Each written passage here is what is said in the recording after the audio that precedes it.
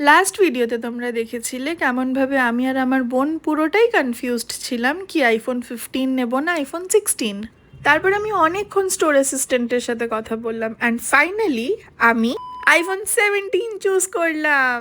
আমার বোন আর আমার ফ্যামিলি খুব হ্যাপি ছিল আমার ডিসিশনে and everyone was like yes this one suits you perfectly.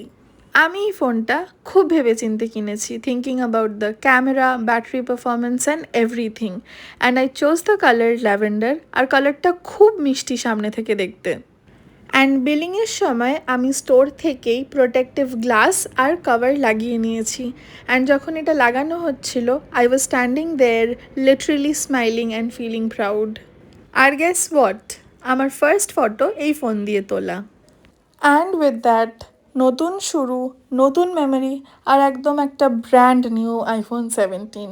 Stay tuned for the upcoming videos যেখানে আমি নতুন অ্যাক্সেসরিজ আর ফোন সেট আপ শেয়ার করবো।